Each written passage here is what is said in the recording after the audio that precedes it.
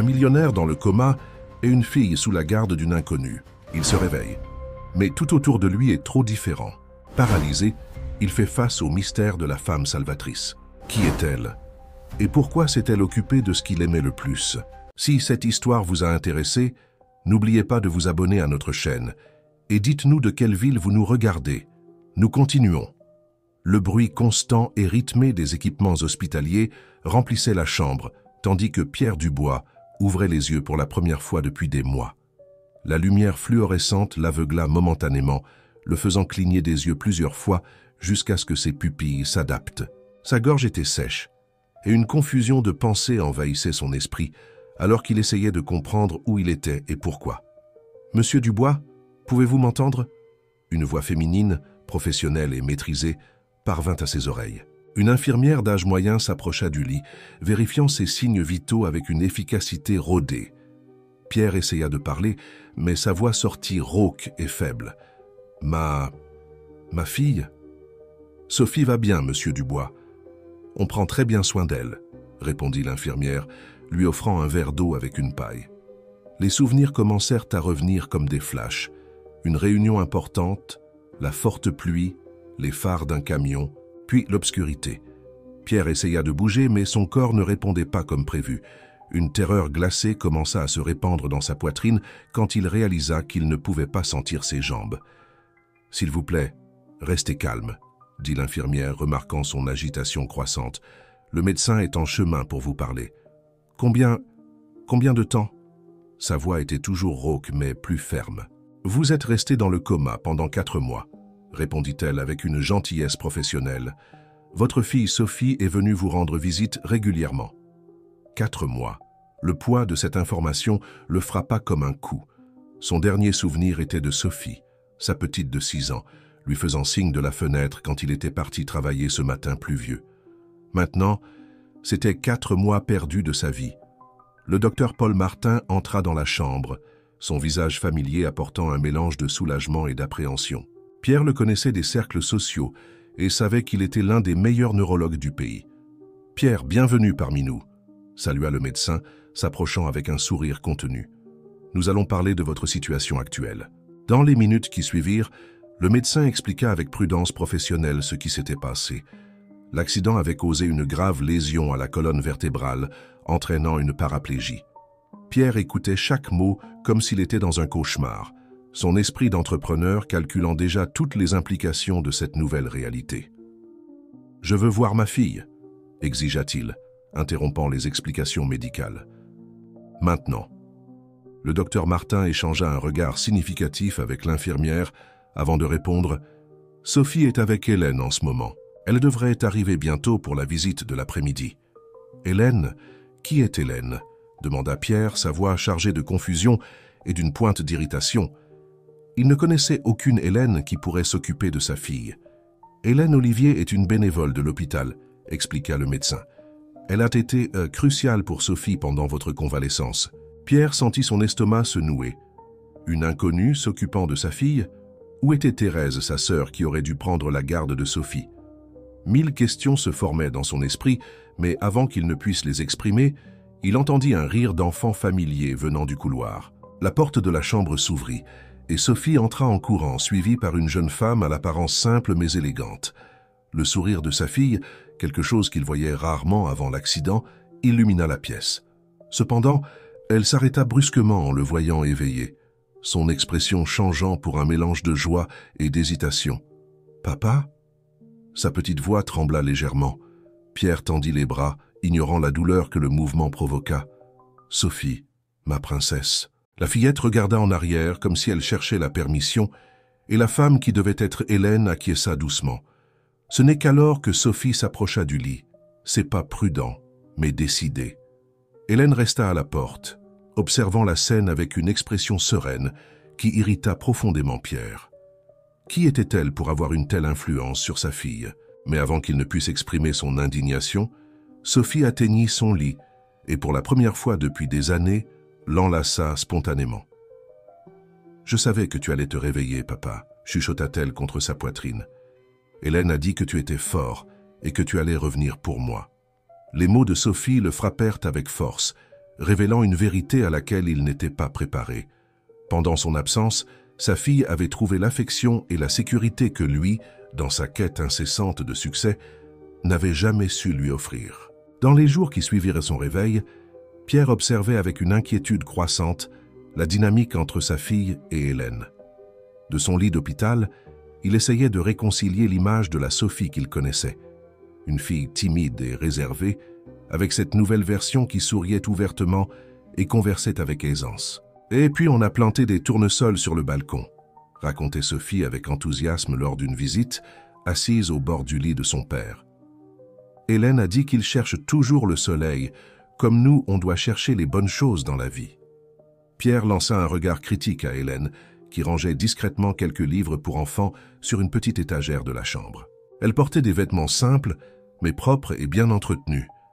Ses gestes étaient doux, presque musicaux, comme si chaque mouvement était pensé pour ne pas perturber l'ambiance. « Sophie, ma chérie, interrompit-il, où est ta tante Thérèse? Pourquoi ne s'occupe-t-elle pas de toi ?» Le sourire de Sophie vacilla légèrement. Hélène arrêta ce qu'elle faisait, mais ne se retourna pas. « Tante Thérèse a essayé, papa, » répondit Sophie d'une voix basse. « Mais je n'arrivais pas, je ne parlais à personne, je pleurais tout le temps et j'avais des cauchemars. »« Votre sœur a fait de son mieux, monsieur Dubois, » intervint finalement Hélène, sa voix calme et professionnelle. Mais Sophie avait besoin d'une attention particulière à ce moment-là. En tant qu'éducatrice et bénévole à l'hôpital, j'ai pu offrir une approche différente. Pierre sentit son visage chauffer. « Et qui a autorisé cela ?»« C'est moi qui l'ai autorisé. » La voix ferme du docteur Martin résonna depuis la porte de la chambre.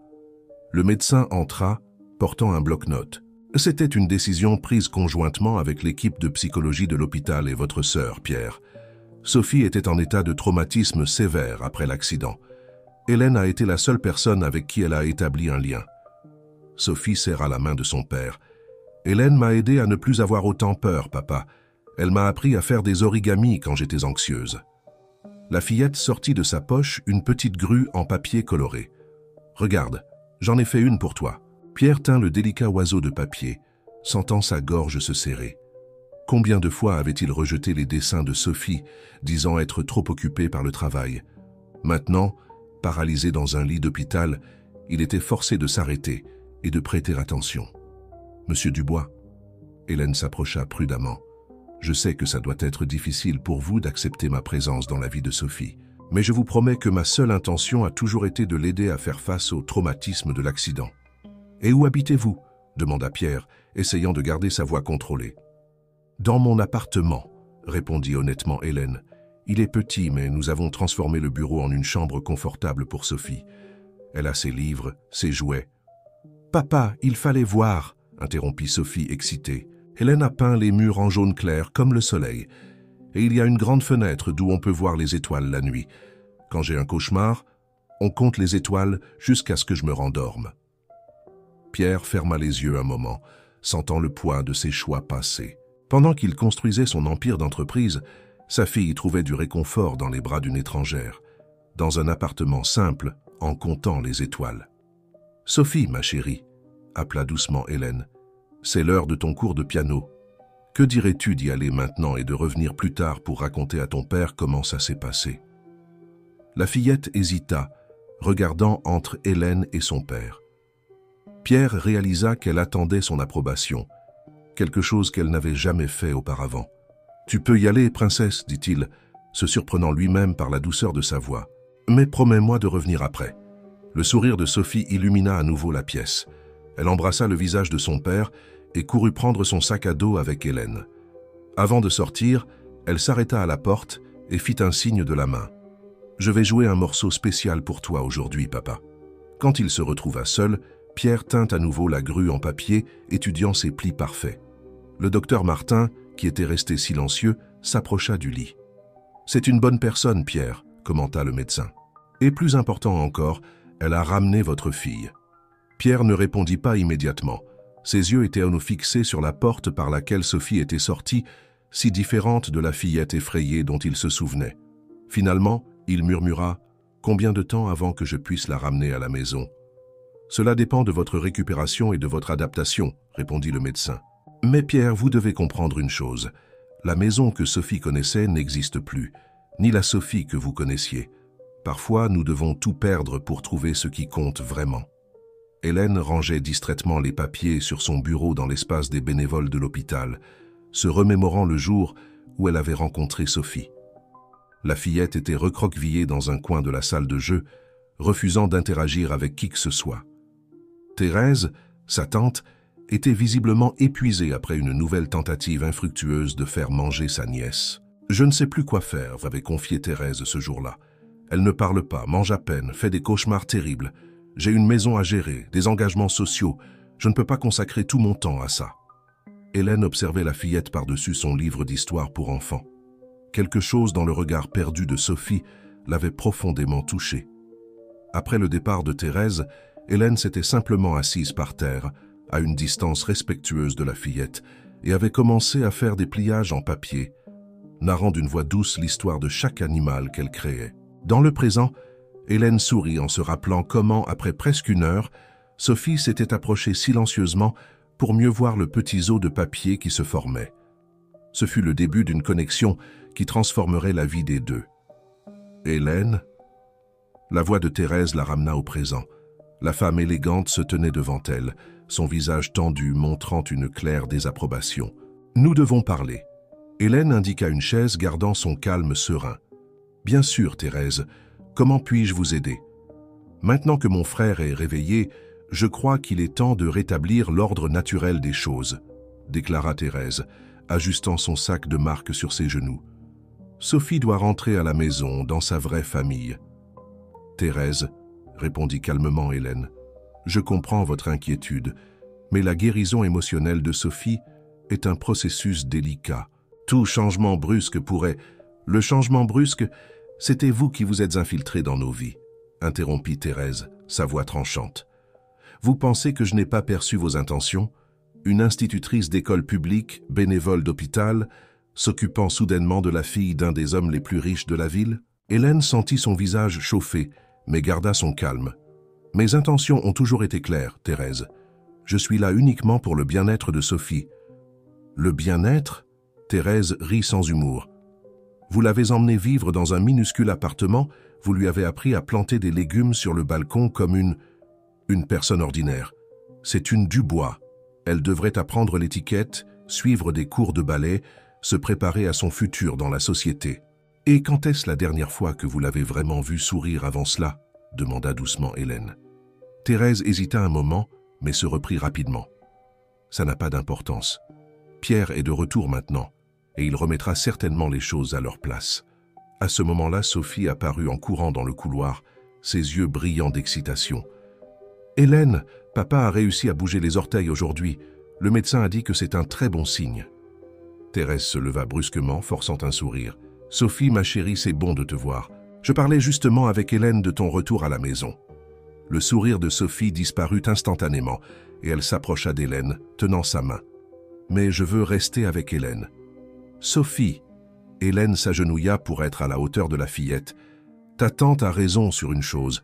Ton père va mieux et bientôt il pourra rentrer à la maison. Mais je te promets que je ne vais pas disparaître de ta vie, d'accord ? » « Tu promets vraiment ?» demanda Sophie, les yeux larmoyants. « Je promets. Tu te souviens de ce que je dis toujours à propos des promesses ?» Sophie récita, un petit sourire revenant sur ses lèvres. « Les promesses sont comme des graines de tournesol.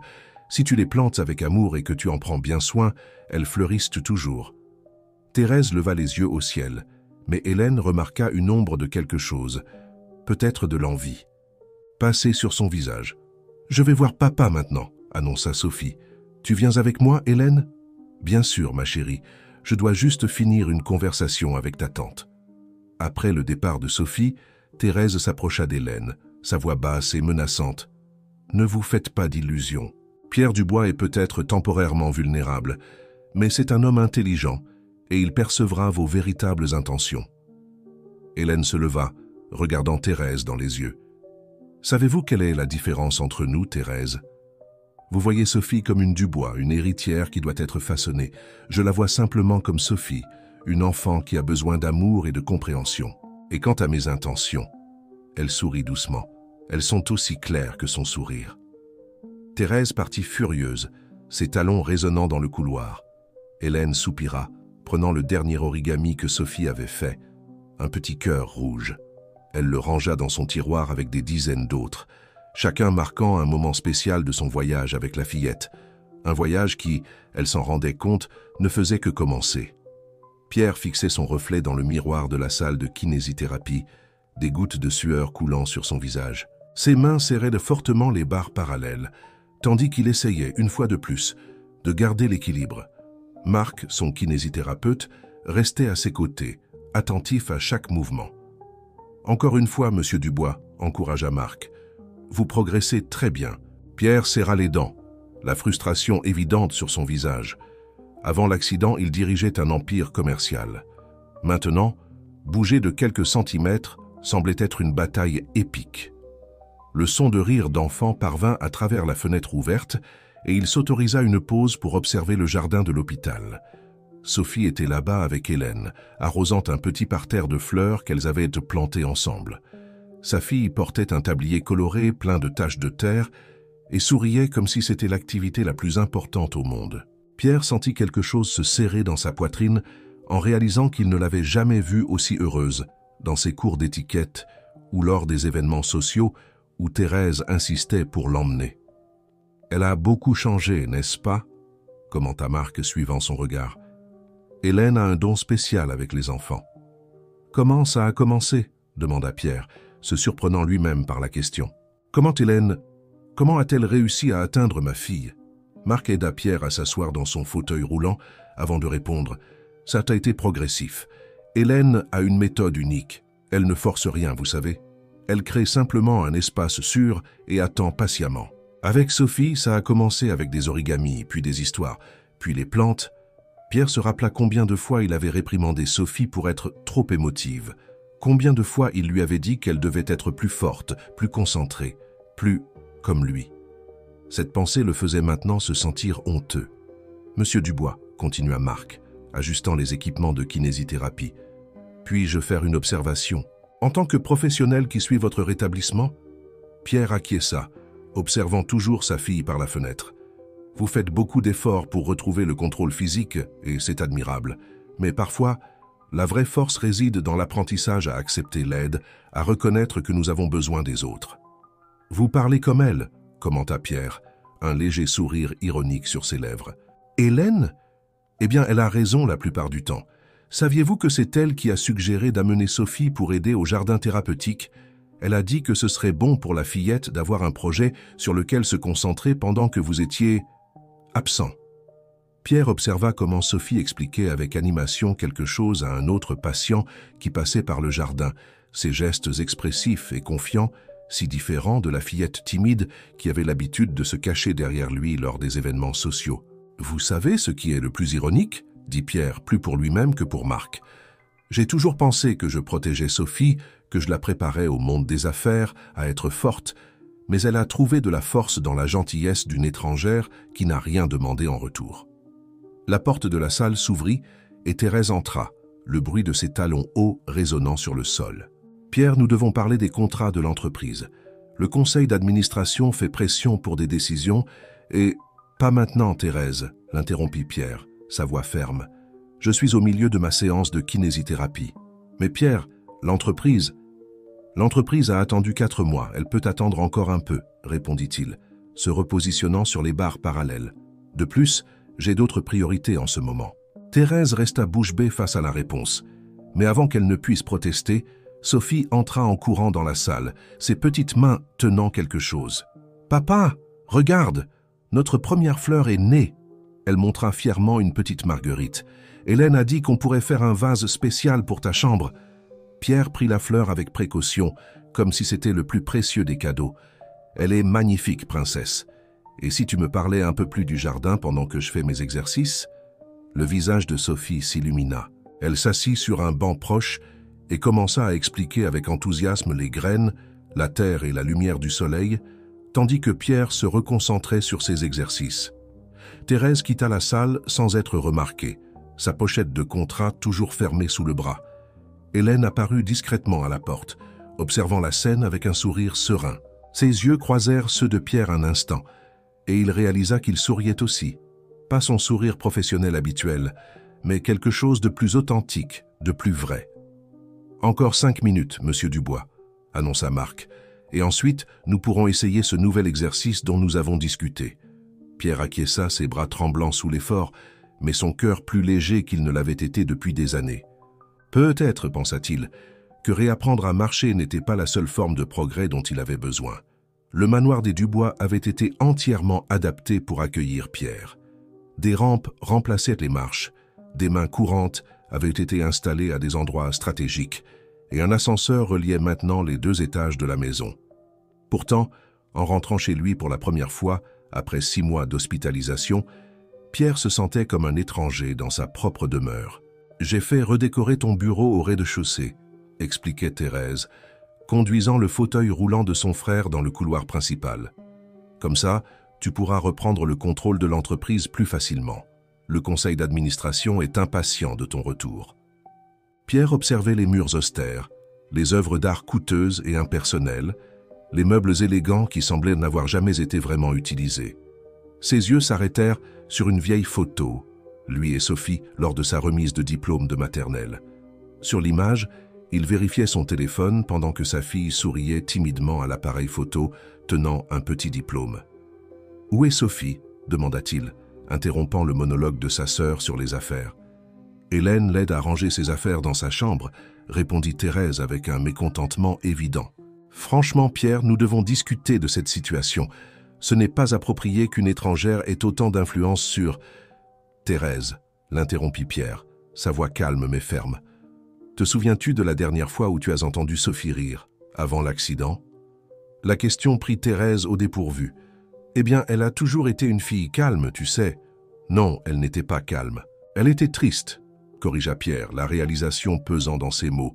« Et j'étais trop occupé pour m'en rendre compte. » Le son d'une musique douce venait de l'étage, accompagné de rires. Pierre manœuvra son fauteuil en direction de l'ascenseur. « Mais Pierre est la réunion. Le conseil attend. »« Le conseil peut attendre encore un peu, » répondit-il, entrant dans l'ascenseur. « Ma fille a déjà trop attendu. » En arrivant au premier étage, Pierre suivit le son jusqu'à la chambre de Sophie. La porte était entr'ouverte et la scène qu'il découvrit le fit s'arrêter, ému. La chambre, auparavant décorée avec des meubles chers et des couleurs neutres, choisies par des décorateurs professionnels, s'était transformée. Les murs arboraient maintenant une fresque de fleurs peintes à la main, clairement l'œuvre de Sophie et Hélène. Une nouvelle étagère abritait des livres colorés et de petits pots avec des plantes succulentes. Au centre de la pièce, Sophie et Hélène dansaient au son d'une musique joyeuse, riant tout en rangeant des vêtements et des jouets. « Puis-je me joindre à vous ?» demanda doucement Pierre. Sophie arrêta de danser et courut vers lui. « Papa, regarde ce qu'on a fait. Hélène m'a appris à peindre des fleurs, et chacune a une signification spéciale. » Pierre entra dans la chambre, observant chaque détail avec un regard neuf. « Raconte-moi. »« Les marguerites sont pour la joie, » expliqua Sophie, pointant les fleurs blanches. « Les tournesols sont pour l'espoir et les lavandes sont pour la paix. Et celle-là, elle montra une rose rouge particulièrement belle, c'est pour l'amour. » Hélène commença à s'éloigner discrètement, mais Pierre l'appela. « Hélène, s'il vous plaît, restez. J'aimerais en savoir plus sur ces changements. » Thérèse apparut à la porte, ses yeux écarquillés en voyant la transformation de la chambre. « Mais qu'est-il arrivé à la décoration que j'avais choisie ?»« Tout est rangé, Thérèse, » répondit gentiment Hélène. « Sophie avait besoin d'un espace qui reflète qui elle est, pas qui nous pensons qu'elle devrait être. »« Et qui êtes-vous pour décider cela ?» questionna Thérèse, sa voix montant. « Pierre, tu vas permettre qu'elle... »« Oui !» l'interrompit Pierre, surprenant tout le monde, y compris lui-même. « Oui, je vais le permettre. En fait, je veux qu'Hélène m'aide à faire plus de changements dans la maison. »« Plus de changements ?» demanda Sophie avec enthousiasme. Pierre sourit, prenant la main de sa fille. « Oui, princesse. Je pense qu'il est temps de transformer cette maison en un vrai foyer. Que dirais-tu de commencer un jardin en bas ? Cette pelouse immense n'a jamais vraiment été utilisée de toute façon. » Les yeux de Sophie brillèrent. « On peut planter des tournesols. »« On peut planter ce que tu veux, » répondit-il, observant le sourire radieux de sa fille. « Hélène, vous nous aideriez pour ça ?»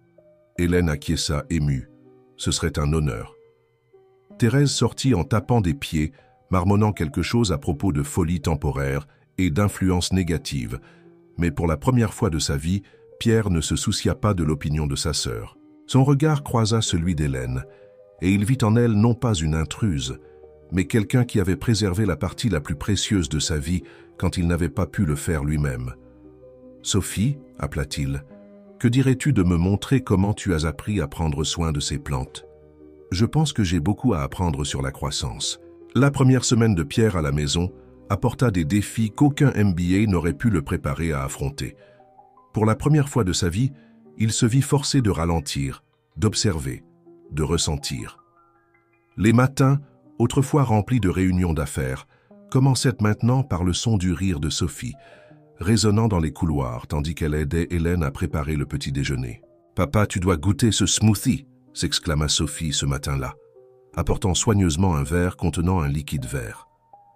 Hélène m'a appris à le faire avec les fruits qu'on a plantés. Pierre regarda le breuvage avec hésitation. Ses petits déjeuners étaient habituellement pratiques, café noir et tartines, généralement consommés en lisant des rapports financiers. « Il y a des épinards de notre jardin », expliqua Hélène, entrant dans la pièce avec un plateau de crêpes maison. « Et de la mangue, de la banane et de la pomme. Sophie apprend la nutrition à l'école, alors nous avons décidé de faire un projet pratique. » Pierre prit une gorgée, surpris par le goût agréable. « C'est délicieux, princesse. Tu as fait ça toute seule. » « Hélène m'a aidé avec le mixeur, » répondit Sophie fièrement. « Mais j'ai choisi tous les fruits. Tu savais que les différentes couleurs signifient différentes vitamines ? » Voir sa fille si enthousiaste pour quelque chose d'aussi simple que faire un smoothie fit réaliser à Pierre combien de moments comme celui-ci il avait manqué au fil des années. Tandis que Sophie expliquait avec enthousiasme les propriétés des fruits, il remarqua comment Hélène l'encourageait avec des questions pertinentes, transformant chaque moment en une opportunité d'apprentissage. « Monsieur Dubois, » commença Hélène, hésitante. « S'il vous plaît, » l'interrompit-il doucement, « appelez-moi Pierre. » Une légère rougeur colora les joues d'Hélène. « Pierre, je pensais... » Sophie s'intéresse beaucoup au jardinage et aux sciences. Il y a cet espace dans le jardin derrière, l'ancien jardin d'hiver de maman, compléta Sophie avec enthousiasme. On pourrait le transformer en vraie serre, papa. Hélène a dit qu'on pourrait y faire pousser des fleurs toute l'année. Pierre se souvint de l'élégant jardin d'hiver que sa défunte épouse aimait tant, maintenant abandonné depuis des années. Thérèse avait suggéré de le transformer en une salle de réunion alternative, mais il n'avait jamais permis cela. « Tu sais, dit-il pensif, ta mère adorerait cette idée, Sophie. Elle disait toujours que cet espace avait besoin de plus de vie. C'est vrai ?» Les yeux de Sophie brillèrent. « Tu ne parles jamais de maman. » Pierre sentit un nœud dans la gorge. C'était vrai. Après avoir perdu son épouse, il s'était complètement fermé, plongeant dans le travail et laissant Sophie aux soins de Nounou et de sa sœur. Hélène perçut l'émotion dans l'air et suggéra gentiment « Et si on commençait par faire un projet ? Sophie pourrait dessiner comment elle imagine la serre et tu pourrais raconter des histoires sur sa mère pendant qu'on planifie. »« Je peux ?» demanda Sophie avec anxiété. « Tu vas me raconter des histoires de quand maman s'occupait des fleurs ?» Pierre acquiesça, incapable de parler pendant un moment. Hélène essuya discrètement une larme au coin de l'œil, tout en rangeant la table. Le reste de la matinée passa comme dans un rêve. Assis à la table de la cuisine, une pièce que Pierre fréquentait à peine auparavant, les trois se penchèrent sur des papiers et des crayons de couleur. Sophie dessinait avec enthousiasme, tandis que Pierre, pour la première fois depuis des années, partageait des souvenirs de sa défunte épouse. « Ta mère avait une théorie sur les fleurs, » raconta-t-il, observant Sophie dessiner un tournesol. Elle disait que chaque fleur a sa propre personnalité, tout comme les gens. « Comme Hélène dit, » s'exclama Sophie, « elle dit que les tournesols sont comme des personnes optimistes, toujours à chercher le bon côté des choses. » Hélène, qui rangeait discrètement la cuisine tout en les écoutant, s'arrêta un moment. « Votre mère semble avoir été une femme très sage, Sophie. »« Elle l'était, » confirma Pierre, sa voix douce. « Et tu sais quoi ? Elle t'aurait adoré, Hélène. Vous avez beaucoup en commun. » Le moment fut interrompu par le son de la sonnette. Thérèse entra dans la cuisine quelques instants plus tard, portant une pile de documents. « Pierre, pour l'amour du ciel, tu ne réponds plus au téléphone ? Le conseil est... Qu'est-ce que c'est que ça ?» Elle s'arrêta, regardant la scène domestique devant elle. « On planifie notre serre, tante Thérèse. » Sophie montra fièrement ses dessins. « Tu veux voir ?» Thérèse ignora les dessins, se concentrant sur Pierre. « L'entreprise est dans le chaos sans toi. Nous avons besoin de décisions importantes et tu es là, à dessiner. » Pierre regarda sa fille, qui s'était légèrement recroquevillée au ton de sa tante, puis Hélène, qui gardait une expression sereine, tout en continuant à ranger la cuisine. Finalement, il fixa sa sœur. « Oui, Thérèse, je dessine avec ma fille. Je planifie un jardin, je raconte des histoires sur Claire, et je découvre qu'il existe des décisions bien plus importantes que des rapports financiers. »« Tu ne penses pas clairement, » insista Thérèse. « C'est cette influence ?» ?»« La seule influence ici, » l'interrompit fermement Pierre, « est celle de l'amour, Thérèse. Quelque chose que Claire a toujours essayé de nous enseigner, mais que j'ai mis trop de temps à comprendre. » La nuit arriva avec un fort orage, ramenant avec elle des souvenirs que Sophie aurait préféré oublier. Les premiers coups de tonnerre firent se recroqueviller la fillette dans son lit, ses yeux écarquillés fixés sur la fenêtre. Le bruit de la pluie contre les vitres lui rappela le jour de l'accident, quand elle avait attendu pendant des heures que son père rentre à la maison. « Hélène !» chuchota-t-elle dans l'obscurité. Mais Hélène n'était pas là. Pour la première fois depuis qu'elles étaient revenues au manoir, Hélène était rentrée chez elle, après beaucoup d'insistance de Thérèse sur les limites appropriées et la dépendance émotionnelle excessive. Un coup de tonnerre particulièrement fort fit crier Sophie. Quelques secondes plus tard, la porte de la chambre s'ouvrit, révélant Pierre dans son fauteuil roulant, le visage inquiet. « Princesse ?» appela-t-il doucement, s'approchant du lit. « Tout va bien ?» Sophie secoua la tête, des larmes coulant sur son visage. « Je veux Hélène !» sanglota-t-elle. « Elle raconte toujours des histoires quand il y a de l'orage. » Pierre sentit son cœur se serrer. « Viens là !» dit-il, ouvrant les bras. À sa surprise, Sophie sauta du lit et se blottit sur ses genoux dans le fauteuil roulant.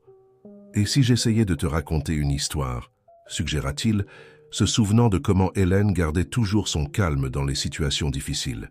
« Tu sais raconter des histoires ?» demanda Sophie, tremblant encore à chaque coup de tonnerre. « Eh bien, je peux essayer, » sourit-il, manœuvrant le fauteuil jusqu'à la fenêtre.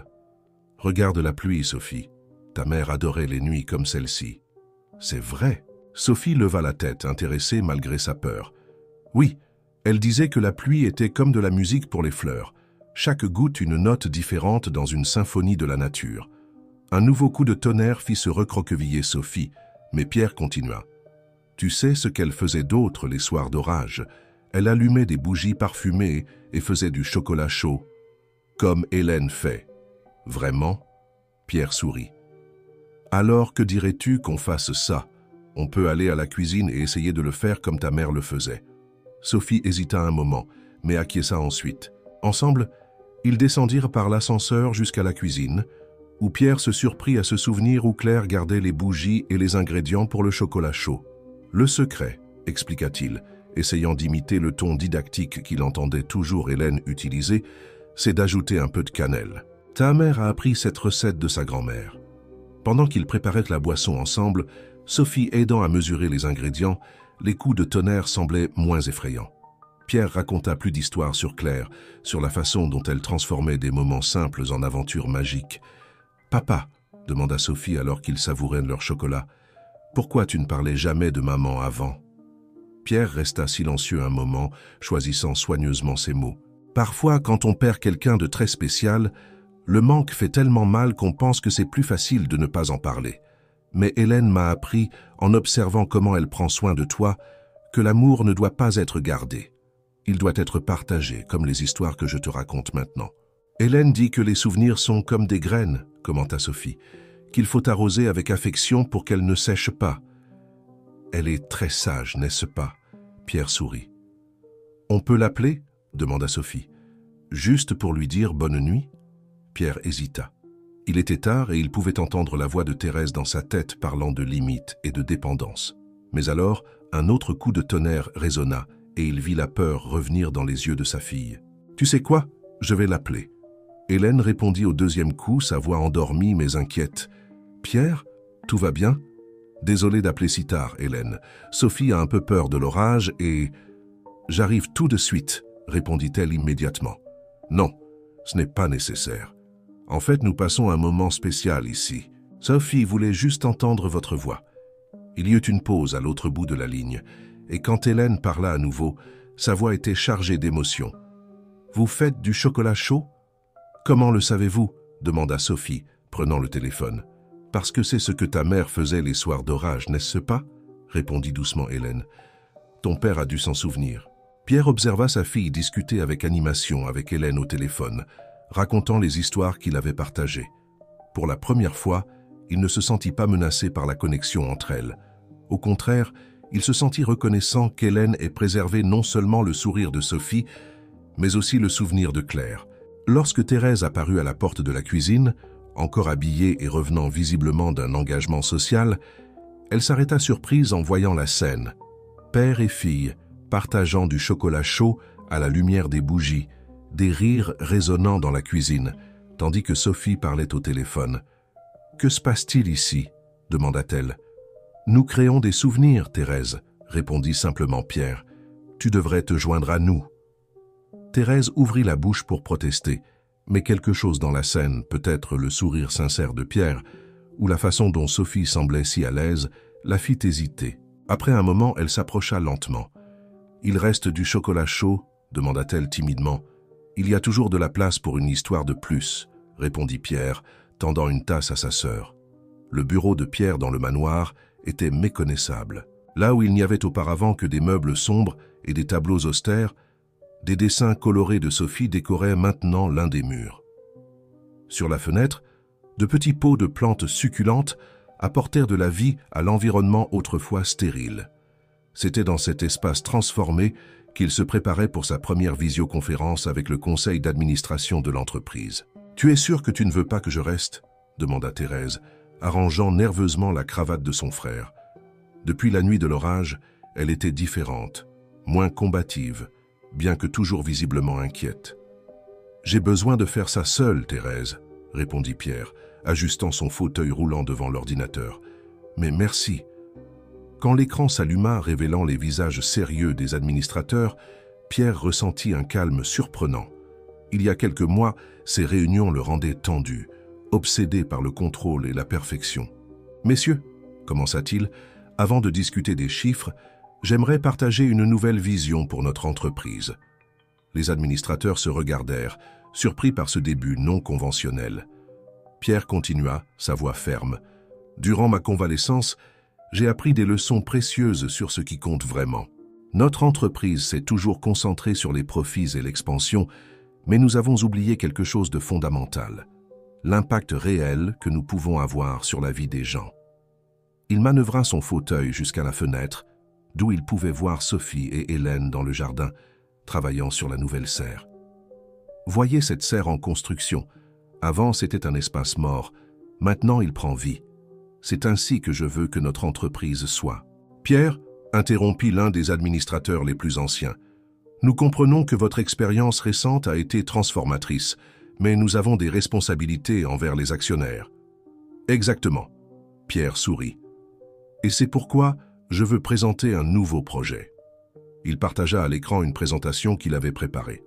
Je propose la création d'une division de responsabilité sociale au sein du groupe, pas seulement pour le marketing, mais comme partie intégrante de nos activités. Les 2 heures suivantes furent intenses. Pierre présenta un plan détaillé pour transformer des zones abandonnées en espaces communautaires, créer des programmes d'éducation environnementale en partenariat avec des écoles et établir des centres de réadaptation dans des zones défavorisées. Mais le coût, commença un autre administrateur, sera compensé par la valorisation de nos propriétés, la réduction d'impôts grâce à des incitations gouvernementales et, plus important encore, par la création d'une marque véritablement engagée dans le bien-être social, argumenta Pierre. De plus, j'ai l'intention de donner 30% de mes actions personnelles pour créer une fondation qui gérera ces projets. Un silence stupéfait suivit sa déclaration. Thérèse, qui était restée discrètement au fond de la pièce, laissa échapper une exclamation de surprise. « Pierre !» Elle s'approcha après qu'il eut terminé l'appel. « Tu es sûr ? Ce sont tes actions, ton patrimoine. » « Thérèse !» Il prit la main de sa sœur. « Qu'est-ce que le patrimoine ? Avant l'accident, j'avais tout, l'argent, le pouvoir, le prestige. Mais Sophie n'avait pas de père et je n'avais pas de vraie vie. À ce moment-là, Sophie entra en courant dans le bureau, ses mains sales de terre, suivie par Hélène qui essayait de la retenir. « Désolée, Pierre, » commença Hélène. Elle était tellement excitée de montrer. « Papa, papa, le premier bourgeon est né !» s'exclama Sophie, montrant un petit pot où un minuscule point vert émergeait de la terre. Pierre regarda sa fille, puis Hélène, et enfin Thérèse. « Vous voyez, ce bourgeon vaut plus que toutes les actions du monde. Il représente la vie, la croissance, l'avenir. » Thérèse observa la scène un moment, puis surprit tout le monde en disant « Je peux aider avec la fondation ? J'ai toujours été douée pour l'organisation et la planification. » Hélène sourit gentiment. « Ce serait merveilleux, Thérèse. Sophie peut vous montrer le projet qu'on a fait pour le potager communautaire. Elle a tout dessiné. »« C'est vrai, tante ?» demanda Sophie avec espoir. « Tu veux voir ?» Thérèse hésita un moment, puis s'agenouilla pour être à la hauteur de sa nièce, ne se souciant pas que sa jupe de marque très chère touche le sol.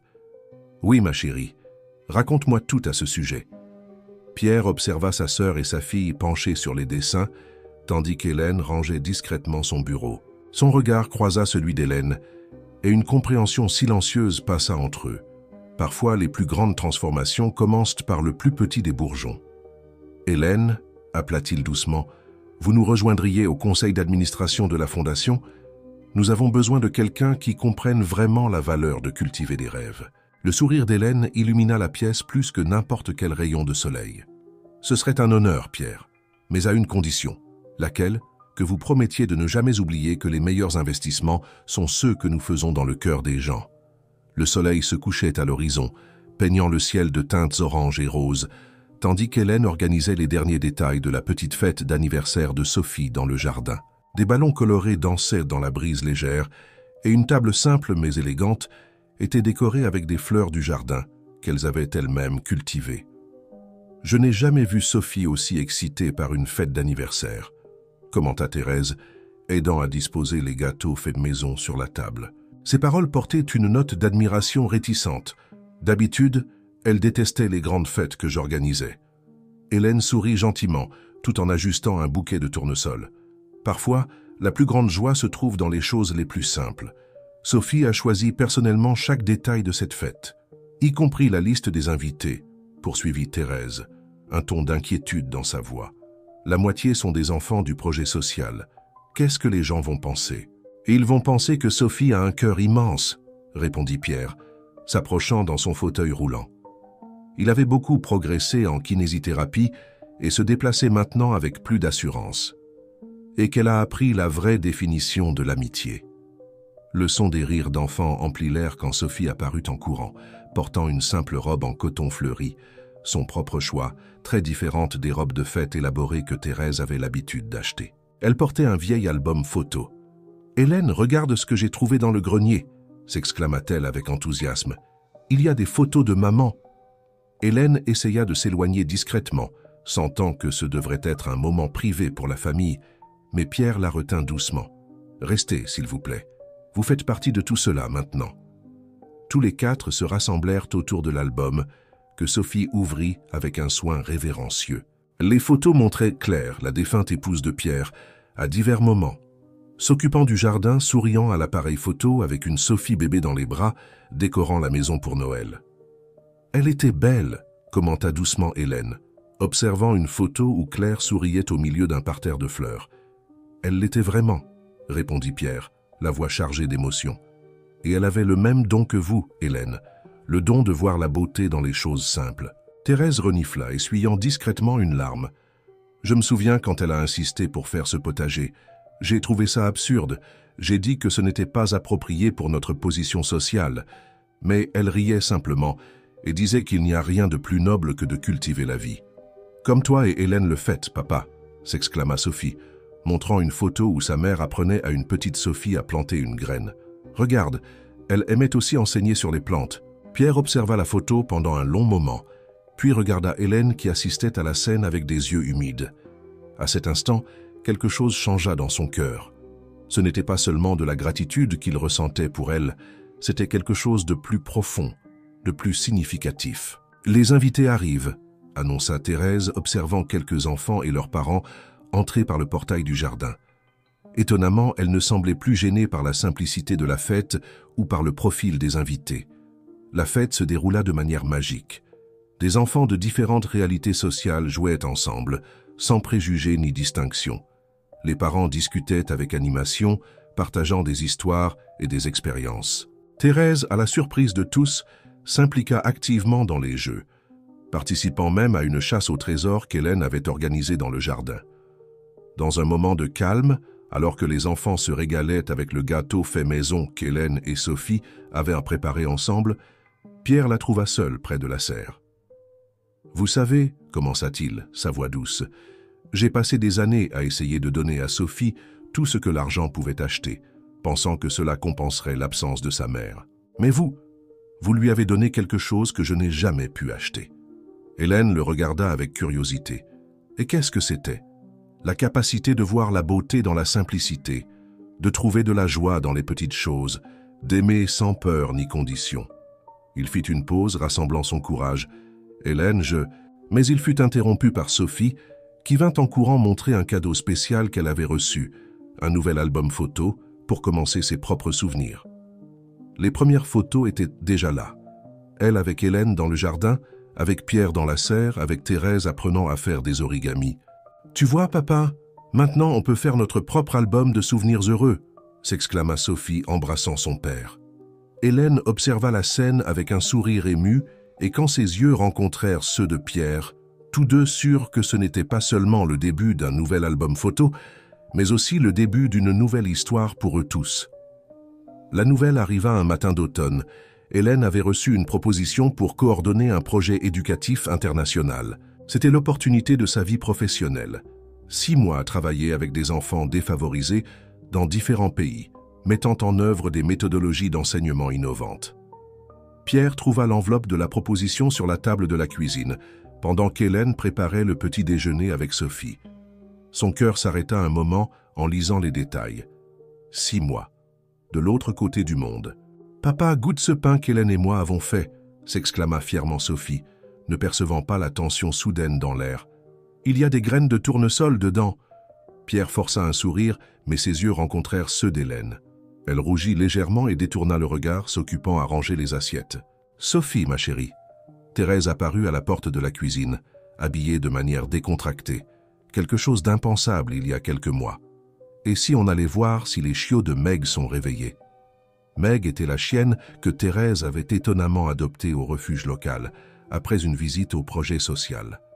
Sophie sauta avec enthousiasme de sa chaise et suivit sa tante, laissant Pierre et Hélène seuls dans la cuisine. « Quand comptiez-vous me le dire ?» demanda-t-il doucement, indiquant l'enveloppe. Hélène s'assit à la table, ses mains jouant nerveusement avec la serviette.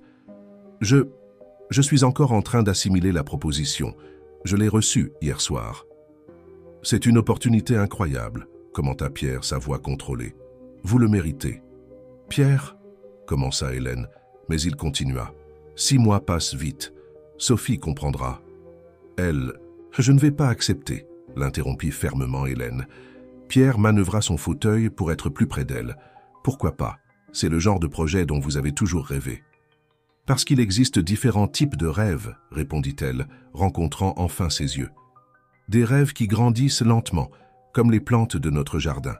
Des rêves qui changent quand on s'y attend le moins. » Un moment de silence s'installa entre eux, rempli seulement par le son lointain des rires de Sophie dans le jardin. « Vous savez, » continua Hélène, sa voix douce, « quand j'ai rencontré Sophie, je pensais que je faisais simplement mon travail de bénévole, mais elle m'a tellement appris sur l'amour inconditionnel. Et puis vous vous êtes réveillée et je... »« Et vous avez changé ma vie ?» compléta Pierre, prenant sa main. « Hélène, je ne peux pas vous demander de renoncer à vos rêves pour nous. »« Je ne renonce pas, » sourit-elle, des larmes brillant dans ses yeux. « Je choisis. Je choisis cette vie que nous avons construite ensemble, ce jardin que nous avons planté, cette famille qui a fleuri quand personne ne s'y attendait. » Pierre sentit son cœur s'accélérer. « Famille ? » ?»« Oui, » répondit-elle simplement. « C'est ce que nous sommes maintenant, n'est-ce pas? Vous, Sophie, même Thérèse, vous êtes devenue ma famille. »« Hélène, » commença Pierre, sa voix tremblant légèrement, « Je dois vous dire quelque chose que je ressens depuis un certain temps, mais que j'avais peur d'admettre. » À ce moment-là, Sophie fit irruption dans la cuisine, ses yeux brillants d'excitation. « Les chiots ont ouvert les yeux, il faut que vous voyiez. Ils sont si petits et... » Elle s'arrêta, remarquant les mains jointes de son père et d'Hélène, les larmes dans leurs yeux. « Vous allez bien ?» Hélène afficha un sourire radieux. « Nous allons très bien, ma chérie. En fait, nous allons plus que bien. » « Sophie, » appela Pierre. « Que dirais-tu si Hélène faisait officiellement partie de notre famille ?» Les yeux de Sophie s'écarquillèrent. « Tu veux dire, comme ma mère ?» Hélène retint son souffle, mais Sophie continua. « Parce qu'elle l'est déjà, tu sais. Dans mon cœur, elle l'est depuis longtemps. » Thérèse, qui était revenue silencieusement à la porte de la cuisine, essuya discrètement une larme. « Eh bien, je pense qu'il est temps de commencer à planifier une célébration, n'est-ce pas ? » « Mais je n'ai pas encore, » commença Pierre, regardant Hélène avec embarras. « Oh, s'il vous plaît, » rit Thérèse, « vous êtes les deux seuls qui ne s'étaient pas encore rendus compte de l'évidence. Même les tournesols du jardin le savent. » Hélène rit, un son cristallin qui remplit la cuisine de joie. « Et depuis quand êtes-vous devenue romantique, Thérèse ? » « Depuis que j'ai appris que certaines des meilleures choses de la vie ne peuvent être ni achetées ni planifiées, » répondit Thérèse, surprenant tout le monde. « Elles fleurissent simplement. » Sophie courut embrasser Hélène, puis son père, puis sa tante, créant un moment d'amour pur qu'aucun d'entre eux n'oublierait jamais. Dans le jardin, les tournesols se tournaient vers le soleil, témoins silencieux que parfois, les plus grands rêves sont ceux qui grandissent juste sous notre nez, n'ayant besoin que d'amour et de temps pour s'épanouir. Le manoir des Dubois était en effervescence avec les préparatifs du mariage. Mais, contrairement aux somptueuses fêtes que Thérèse avait l'habitude d'organiser, cette fois-ci tout était planifié d'une manière différente. Le jardin, maintenant luxuriant avec les fleurs qu'Hélène et Sophie avaient cultivées, serait le cadre parfait pour la célébration. « Nous n'avons pas besoin d'une fête grandiose », insistait doucement Hélène, tandis que Thérèse feuilletait des catalogues de décoration. « Quelque chose de simple, d'intime. Mais vous méritez quelque chose de spécial, » argumenta Thérèse, surprenant tout le monde par son enthousiasme sincère. « Après tout ce que vous avez fait pour cette famille, le spécial n'est pas dans la grandeur de la fête, Thérèse, » sourit Hélène, touchant le bras de sa future belle-sœur. « Il est dans les personnes que nous aimons qui sont présentes. » Sophie, qui jouait avec des morceaux de tissu sur le sol du salon, leva la tête avec animation. « On peut inviter les enfants du projet ? Et Madame Marie de la boulangerie ? Et Monsieur Jean du refuge pour animaux ? » « Bien sûr que oui, princesse, » répondit Pierre, entrant dans le salon dans son fauteuil roulant. Sa kinésithérapie progressait bien et il pouvait déjà faire quelques pas avec un soutien, mais il préférait utiliser le fauteuil pour ne pas trop se fatiguer. « C'est un jour pour célébrer avec tous ceux qui font partie de notre vie. » Hélène observa avec tendresse, tandis que Sophie courait vers les genoux de son père, montrant les morceaux de tissu qu'elle avait sélectionnés. « Regarde, papa. Ils sont aux couleurs des tournesols, comme ceux du jardin de maman. » Un silence ému remplit la pièce. C'était la première fois que Sophie mentionnait Claire si naturellement, sans tristesse ni peur. « Sophie, » commença Hélène, hésitante, mais la fillette continua. « Maman aurait aimé Hélène, n'est-ce pas, papa? Parce qu'elle aussi aimait les fleurs et rendre les gens heureux. » Pierre attira sa fille dans une étreinte serrée, des larmes silencieuses coulant sur son visage. « Oui, princesse. Ta mère aurait adoré Hélène. En fait, je pense qu'elle nous a envoyé un ange gardien quand nous en avions le plus besoin. » Thérèse essuya discrètement une larme, fermant les catalogues de décoration. « Vous savez quoi? Sophie a raison. Faisons quelque chose de significatif, pas de grandiose. Quelque chose qui reflète qui vous êtes. » Dans les semaines qui suivirent, le manoir se transforma. Le jardin prit encore plus vie avec l'aide des enfants du projet social qui venaient les week-ends pour aider aux préparatifs. Madame Marie proposa de faire les gâteaux de la fête, refusant tout paiement. « C'est mon cadeau pour vous », insistait-elle avec un sourire maternel. Hélène continuait son travail bénévole à l'hôpital, maintenant occasionnellement accompagnée par Thérèse, qui avait découvert une nouvelle vocation en aidant les autres. Les deux développèrent une amitié improbable mais sincère, unis par leur amour pour Sophie et leur désir de faire la différence. Un après-midi, alors qu'Hélène aidait Pierre avec ses exercices de kinésithérapie dans le jardin, Il fit une confession. « Vous savez ce qui est le plus ironique? J'ai toujours pensé que je savais tout sur le succès. J'avais de l'argent, du pouvoir, du respect, mais il a fallu que je perde tout ça pour trouver le vrai sens du mot. » Hélène s'agenouilla à côté de lui, ajustant délicatement sa posture. « Et quel est-il? » « C'est tout ça. » Il fit un geste autour de lui. « C'est voir ma fille sourire en plantant des fleurs. C'est voir ma sœur découvrir la joie d'aider les autres. C'est vous avoir à mes côtés m'enseignant que la force n'est pas dans le fait de ne jamais tomber, mais de se relever à chaque fois que c'est nécessaire.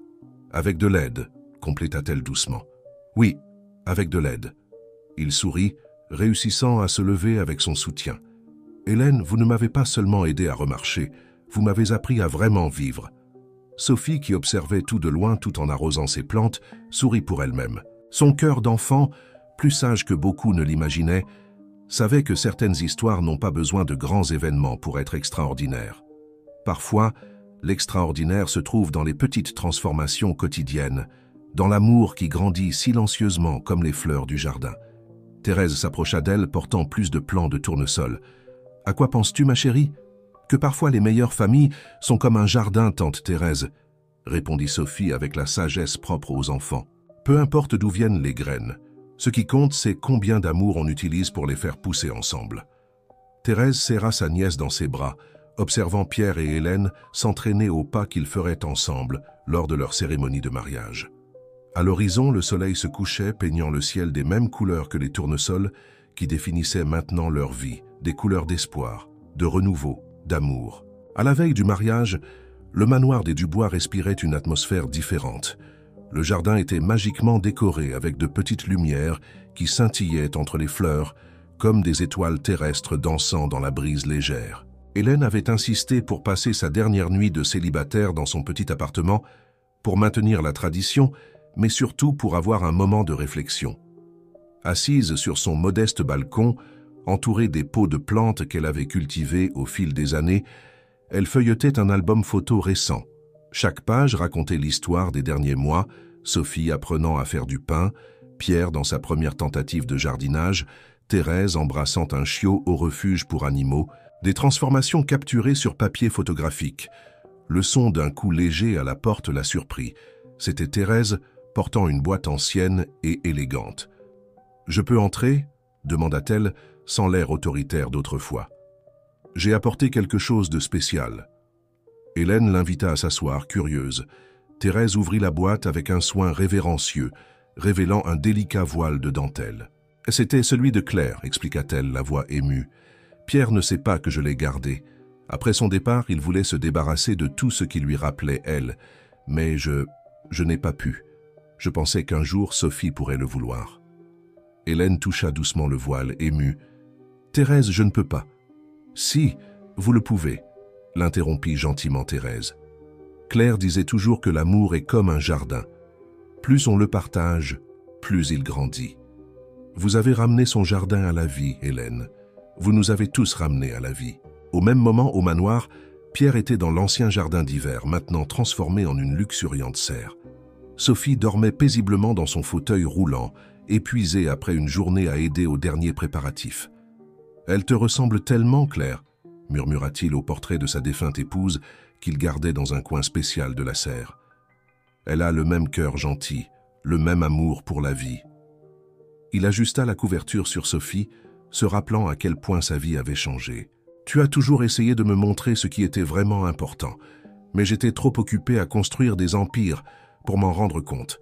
Il a fallu que je perde tout pour finalement comprendre. » Un mouvement à la porte attira son attention. C'était Jean, le jardinier du projet social, qui venait travailler tard pour aider aux préparatifs. « Excusez-moi, monsieur Dubois, » dit-il gêné. « Je venais juste vérifier les orchidées une dernière fois avant demain. » Pierre sourit, se souvenant de la façon dont il traitait autrefois des employés comme Jean, avec une politesse distante et professionnelle. Maintenant, il le considérait comme un ami. « Jean, » appela-t-il, « vous vous souvenez du jour où vous m'avez vu essayer de planter mon premier tournesol ?» Le jardinier rit. « Comment pourrais-je oublier? Vous étiez si déterminé à le faire seul, même depuis votre fauteuil roulant. Et vous m'avez dit quelque chose que je n'ai jamais oublié, » continua Pierre. « Les plantes ne se soucient pas de combien d'argent vous avez, monsieur Dubois. Elles veulent juste savoir combien d'amour vous êtes prêt à donner. » Jean s'approcha, vérifiant affectueusement une des orchidées. « Et regardez combien d'amour a poussé ici depuis. » Sophie bougea dans son sommeil, murmurant quelque chose à propos de fleurs dansantes. Pierre caressa tendrement ses cheveux. « Vous savez, Jean, demain n'est pas seulement un mariage, c'est la célébration d'un nouveau départ, d'une leçon que j'ai apprise tardivement, que les choses les plus précieuses de la vie ne peuvent pas être achetées. » « Comme le sourire de Sophie ?» demanda Jean avec une sagesse simple. « Comme le sourire de Sophie » acquiesça Pierre. « Comme l'amour d'Hélène, comme le changement de Thérèse, comme l'amitié de personnes comme vous. » Sur le balcon de l'appartement d'Hélène, Thérèse était encore assise, observant la nuit étoilée. « Hélène, dit-elle doucement, je veux vous demander pardon. Pour la façon dont je vous ai traité au début, pour tout. » « Thérèse, l'interrompit Hélène avec un sourire gentil. Parfois les gens sont comme des graines différentes plantées dans le même jardin. Au début, il semble qu'elles ne s'accorderont jamais.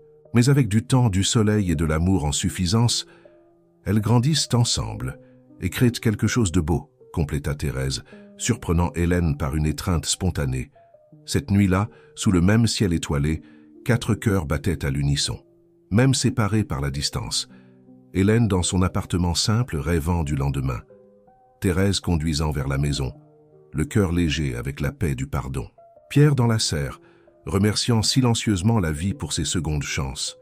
Et Sophie dormant paisiblement, son sourire innocent gardant les secrets d'un amour qui les avait tous transformés. Le matin du mariage se leva parfait, comme si la nature elle-même voulait célébrer ce moment. Le jardin du manoir des Dubois était transformé.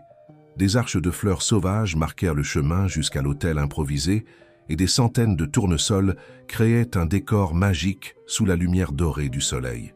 Les invités qui arrivaient représentaient la véritable essence de cette union. Des enfants du projet social se mélangeaient avec des cadres de l'entreprise, des bénévoles de l'hôpital discutaient avec animation avec des entrepreneurs et Madame Marie arrangeait fièrement sa table de pâtisserie maison à côté des mets préparés par le traiteur professionnel. Pierre attendait à l'hôtel, debout, appuyé sur sa canne spéciale décorée par Sophie avec des rubans et de petites fleurs. Ces séances intensives de kinésithérapie des dernières semaines avaient un objectif spécial. Il voulait accueillir Hélène debout, même si ce n'était que pour quelques minutes. « Tu es nerveux, papa ?» demanda Sophie, ajustant sa propre couronne de fleurs.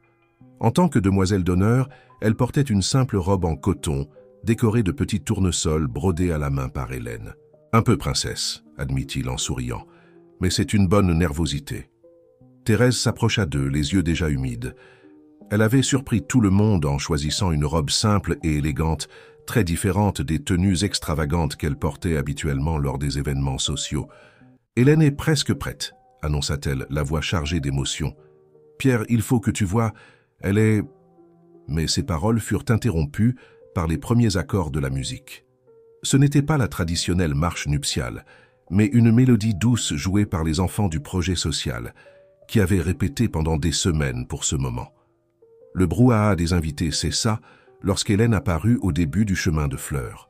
Elle était resplendissante dans sa simplicité.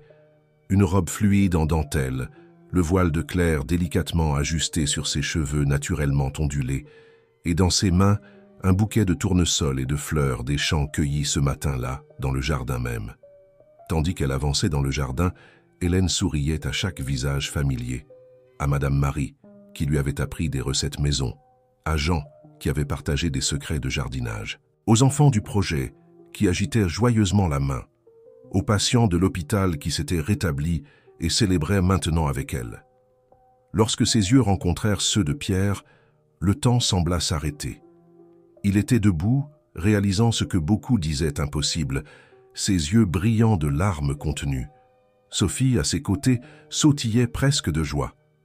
En arrivant à l'hôtel, Hélène serra d'abord Sophie dans ses bras, qui lui chuchota immédiatement à l'oreille « Maintenant, tu es officiellement ma maman. » Thérèse, qui dirigeait la cérémonie, une autre surprise qu'elle avait préparée, obtenant spécialement sa licence de célébrant pour ce jour, eut besoin de quelques instants pour maîtriser son émotion avant de commencer. « Nous sommes réunis ici, » commença-t-elle, sa voix ferme malgré les larmes. « non seulement pour célébrer une union, mais pour témoigner d'un miracle, le miracle de l'amour qui transforme, qui guérit, qui fait fleurir ce qui semblait perdu. Pierre et Hélène échangèrent des regards émus tandis que Thérèse continuait.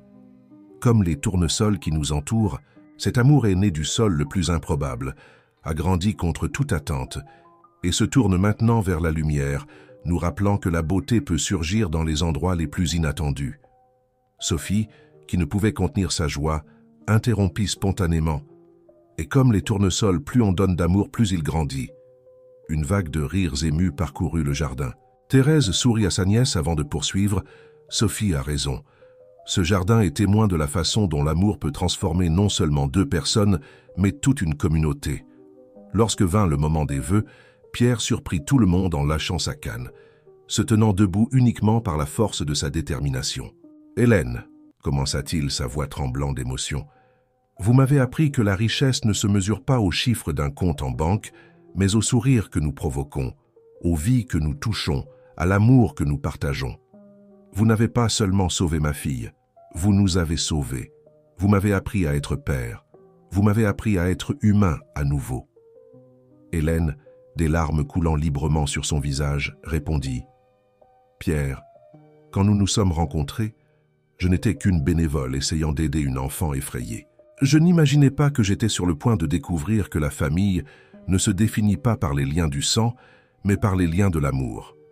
Vous et Sophie n'êtes pas seulement les personnes que j'aime, vous êtes mon jardin, mon foyer, mon miracle quotidien. » 1 an s'était écoulé depuis le mariage dans le jardin. Le manoir des Dubois, autrefois symbole de pouvoir et de statut, était maintenant connu dans la ville comme un lieu de transformation et d'espoir. L'ancien jardin d'hiver était devenu un espace éducatif où les enfants du projet social apprenaient la durabilité et le soin de la nature. En cet après-midi spécial de dimanche, la famille se réunissait pour célébrer non seulement le premier anniversaire de mariage de Pierre et Hélène, mais aussi l'inauguration officielle de la Fondation Claire Dubois, un rêve qui avait largement dépassé les attentes initiales. Qui aurait cru, commenta Thérèse, aidant Sophie à organiser les photos sur le nouveau mur de la Fondation, que ce petit potager communautaire se transformerait en tout cela. Le mur racontait l'histoire visuelle de la transformation. Des photos du début du projet, quand Pierre était encore à l'hôpital, des images d'Hélène et Sophie plantant les premières graines, des moments de la convalescence de Pierre, des instants du mariage, et maintenant, des photographies des divers projets sociaux que la Fondation soutenait. Pierre, qui marchait maintenant avec l'aide occasionnelle d'une canne, observait sa famille, le cœur débordant de gratitude. Hélène était dans le jardin, enseignant à un groupe d'enfants le cycle de vie des plantes, son visage illuminé par la même passion pour l'enseignement qui l'avait captivé dès le début. « Papa !» appela Sophie tenant une vieille photo qu'elle venait de trouver. « Regarde ce que j'ai trouvé !» C'était une photographie de lui-même, des années auparavant, dans son bureau à l'entreprise en costume et cravate, avec une expression sérieuse et distante. À côté de celle-ci, Sophie plaça une photo récente. Pierre dans le jardin, souriant, les mains sales de terre, enseignant à un enfant du projet comment planter une pousse de tournesol. « Impressionnante la différence, n'est-ce pas ?» sourit-il, embrassant sa fille. « Ce n'est pas seulement toi qui as changé, papa, » répondit Sophie avec une sagesse au-delà de son âge. « Que regarde tante Thérèse ?» En effet, Thérèse était méconnaissable par rapport à la femme qu'elle était autrefois. À ce moment-là, elle coordonnait des bénévoles, portant des vêtements simples et confortables, ses cheveux attachés en une queue de cheval décontractée. Son ancienne obsession pour le statut et les apparences avait cédé la place à une joie sincère d'aider les autres. « Tu sais ce qui a le plus changé ?» demanda Hélène, s'approchant après sa leçon de jardinage. « Cet endroit. Ce n'est plus seulement une maison ou une fondation. C'est un foyer pour tous ceux qui ont besoin d'espoir. » Comme pour confirmer ses paroles, Madame Marie arriva, apportant ses fameux paniers de pain fait maison, suivis par Jean portant de nouveaux plants. Des enfants couraient dans le jardin, leur rire se mêlant au chant des oiseaux qui habitaient maintenant en abondance l'endroit. « Hélène » appela Pierre, prenant sa main. « Vous vous souvenez du jour où nous nous sommes rencontrés à l'hôpital? J'étais si perdu, si plein d'amertume. Et regardez-vous maintenant, sourit-elle, caressant son visage. À l'homme d'affaires qui ne pensait qu'au profit, s'est transformé en un homme qui plante l'espoir. Sophie, qui ne manquait jamais une occasion de faire un câlin en famille, les rejoignit. « Vous savez ce que maman Claire dirait si elle voyait tout ça ?» Pierre et Hélène la regardèrent avec surprise. Sophie parlait rarement spontanément de Claire. « Elle dirait que notre jardin est enfin complet, » poursuivit la fillette, ses yeux brillants. « Parce que maintenant nous avons toutes sortes de fleurs, des tournesols pour la joie, des roses pour l'amour, des marguerites pour l'espoir, et nous avons toutes sortes de personnes aussi, chacune spéciale à sa façon. » Thérèse s'approcha, se joignant à l'étreinte familiale. « Et tu sais quoi d'autre, Sophie? Ta mère serait très fière de voir comment tu as aidé à faire tout cela. »« Comment nous avons tous aidé, » corrigea doucement Hélène, « parce que c'est ce que font les familles. Elles grandissent ensemble, se soutiennent mutuellement, transforment les difficultés en opportunités de s'épanouir. » Pierre regarda autour de lui, le jardin plein de vie, les enfants apprenant et jouant, sa sœur maintenant si différente, son épouse qui avait apporté tant d'amour dans leur vie, et enfin sa fille, qui souriait avec la même joie pure que Claire avait l'habitude d'avoir. « Vous savez quoi ?» dit-il, sa voix chargée d'émotion. « Parfois je pense que tout cela n'est pas arrivé par hasard. Peut-être avions-nous besoin de perdre notre chemin pour trouver la bonne direction. Peut-être avions-nous besoin d'un rappel que la vraie richesse n'est pas dans ce que nous possédons, mais dans l'amour que nous partageons, » compléta Sophie, serrant encore plus fort sa famille. Le soleil commençait à se coucher à l'horizon, peignant le ciel de teintes roses et oranges. Les tournesols du jardin, fidèles à leur nature, se tournaient vers les derniers rayons de lumière, comme une métaphore parfaite de cette famille qui avait appris à toujours chercher le côté lumineux de la vie, peu importe à quel point le chemin pouvait paraître sombre. Et ainsi, dans le jardin qui était devenu le cœur de tant de transformations, il célébrait non seulement un an de mariage ou l'inauguration d'une fondation, mais la découverte la plus importante de toutes, que l'amour, comme les fleurs les plus résistantes, peut germer dans les endroits les plus improbables, et lorsqu'il est cultivé avec soin et dévouement, a le pouvoir de transformer non seulement un jardin, mais le monde entier autour de lui.